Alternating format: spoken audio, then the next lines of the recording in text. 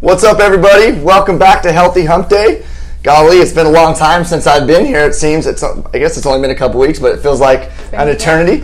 But welcome back, guys. Today, Dr. Shannon and I are going to be talking about the cardiometabolic panel, which is a lab panel that we run looking for cardiometabolic issues. We're going to talk about why it's such a cool panel and why, a lot of you guys are just being tested so incomplete. And so, Dr. Shannon, what are some of the things that we would run this panel for? Yeah, like what some of the conditions? Yeah, so I like to refer to this as like our basic inflammation panel, right? Like we talk a lot about inflammation and where that's coming from and how we know what that's creating. So just a very general overall picture, that's what this really tests for. It's like what 100%. Types of inflammation are going on and how's it manifesting in your body, because that's what we preach all the time is it's different for every person. So the test is actually chunked out in kind of 3 different sections, which I love. So it looks at a lot of different things. The first half looks at your metabolic risk. So we're looking at things like glucose and insulin, which would be probably what your primary care would run. But we're also looking at inflammatory markers like CRP. We're looking at markers for insulin resistance, which are almost never looked at. We're looking at leptin, which is the hormone that actually tells your body to burn fat. So if you can't lose weight and you can't burn fat, maybe physically your hormones are imbalanced that allow your body to be able to do that. Rarely do I ever sit down with someone who's had their leptin tested. So we look at all of those things together, and that also gives you a score on your risk of getting type 2 diabetes, which is great to know because maybe you're pre-diabetic, maybe you're already diabetic, maybe you're not, but you have enough of those things kind of trending towards, that might be something in your future. So we get a score on that, which is great. Also, what we love to see on lab tests, we do testing in the beginning, but we always do post-testing, because if you score high, you better work your butt off and get that down to moderate or low, because that's the goal, is we actually want to see healing and see change. So the first section looks at more of your metabolic risk, so cardiometabolic, that's your metabolic portion.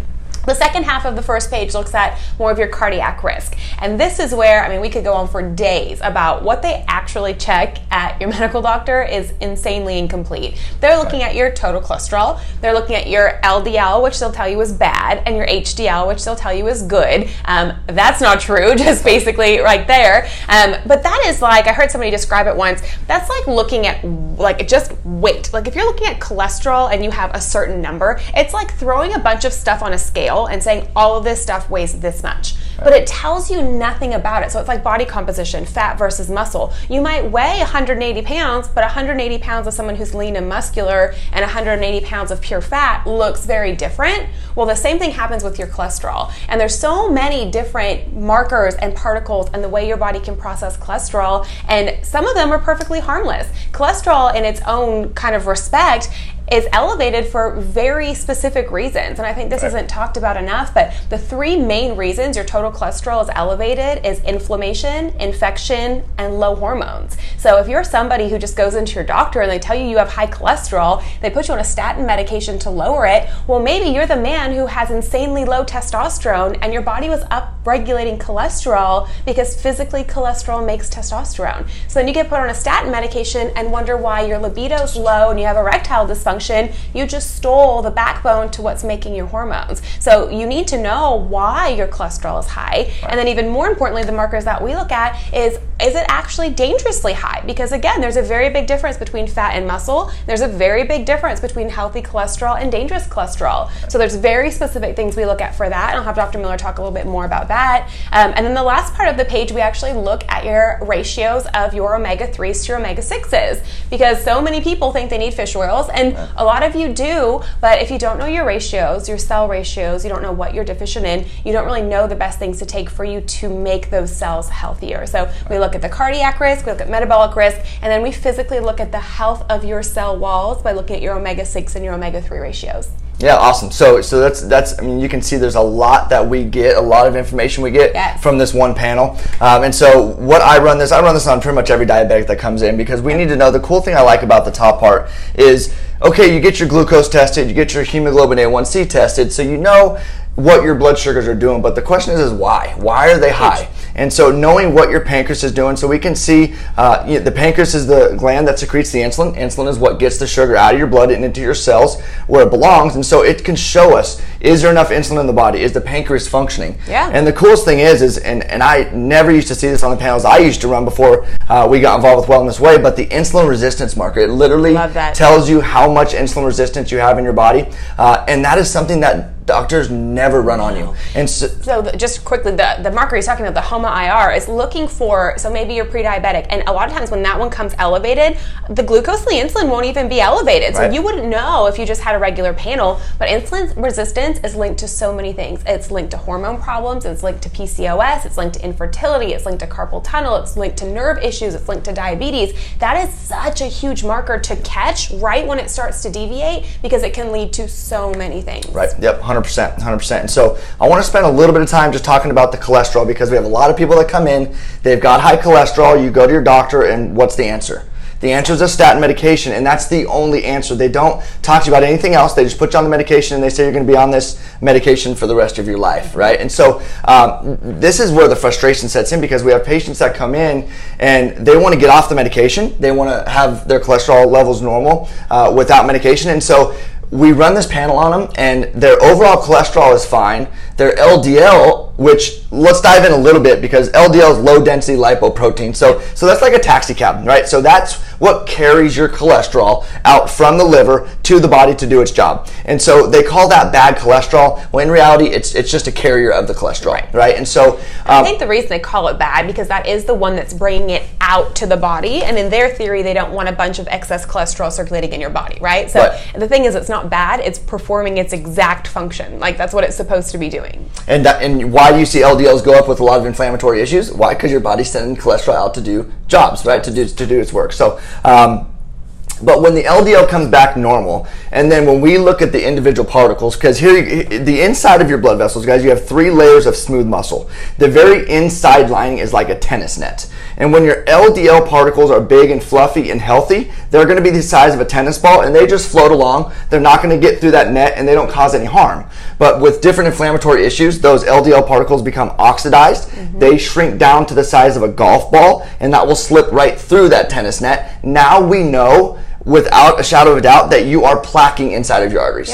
And so the reason why, and the research is clear, 50% of people that have heart attacks have high cholesterol. The other 50% have low or normal cholesterol.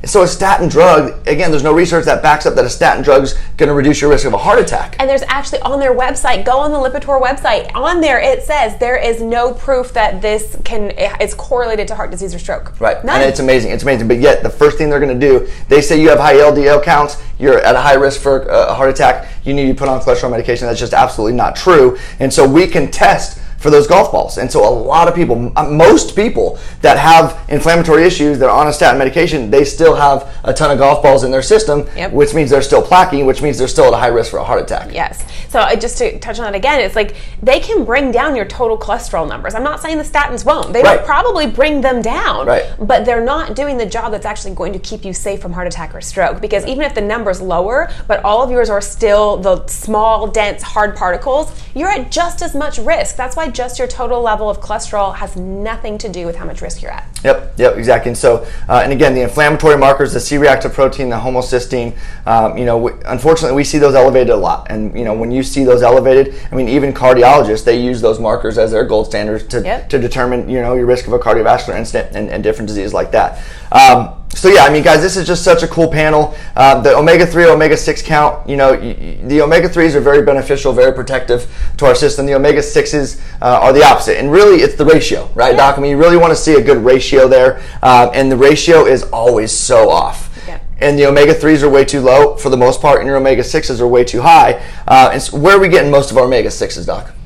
You're getting them from bad oils, you're getting them from vegetable oils, you're getting them from rancid nuts, you're getting them from inflammatory foods. That's the main thing that we're consuming. I'd say the standard American diet, we're probably eating 80% of those more omega-6 oils. Now, we need both of them. That's the other part of it, is you don't want none, you need a good ratio. And truly, our body composition of our cells is actually a little bit more dominant towards omega-6s, and that's okay. But it should be somewhere between a 4-to-1 or a 5-to-1 ratio. And I would say for for me, the average person I see come in is bordering on about a 20-to-1 ratio. And then the sicker that person is, the more stuff they have going on, I can see it go up to 40, 50-to-1 sometimes. And the research shows that when it hits about that 40-to-1 ratio, that's when a disease process will set in. And that's things like heart disease and cancer, abnormal cell growth, because at that high of a ratio, you're not getting normal cell function. Yep, 100%. So yeah, guys, we wanted to go over this this panel here. We just love this panel. It is so thorough. We get so much information.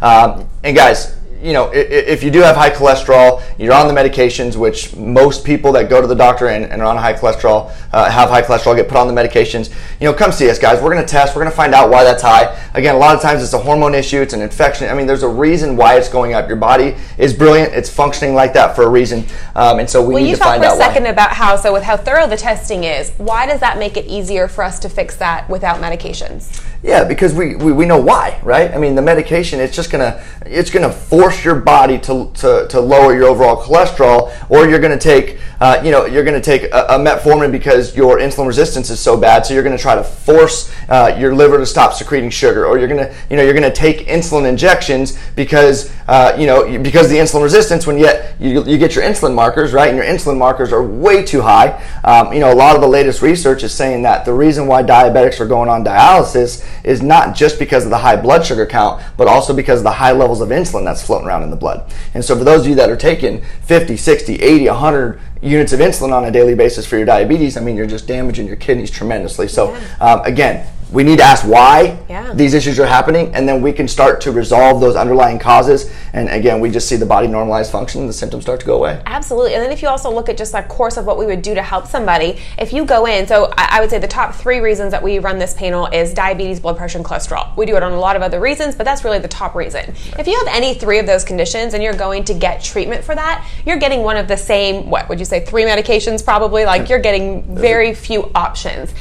I can list off right now probably 15 to 20 different herbs that I use selectively on somebody whose markers come off, because each one does something different for everyone's body. Right. So how many markers are on that test? We test at least 30 different markers. Right. I guarantee the ones that you're getting from your regular doctor, you tested 6 things, or maybe 10 if you have a really good doctor. Right. We're testing at least triple that, and everyone comes back different. So it's not like all the same markers come back high on somebody. Maybe you have some things that are level and other things that are off. That's going to be a completely different plan than somebody who has different markers off than you. So the more information we can get from the get-go, the more specific we can make your plan. And without a shadow of a doubt, that is why people get the results that they see at the Wellness Way, is because it's intentional, it's specific, and it's based specifically on you. You and your best friend and your mom and your dad can all come in with diabetes, and not probably one of you are going to have the same plan. 100% right. Yep, that's absolutely correct. So again, we gotta make an individualized plan for why you're so sick. So guys, share this video around, like our page, like Dr. Shannon's page. I just started my new Instagram page. Right? I'm stepping it up, guys. He has 1 post on his Instagram, but I'm going to see that increase over the next couple of weeks for sure. I told my wife I'm Graham, and she goes, "What's that mean?" I go, well, "I don't know. What's it called? Insta-ing?" Yeah. You're on Insta. I'm on Insta. So. All right, guys, we love being with you guys on Wednesdays. We will see you guys next Wednesday at 1:30. Have a blessed week.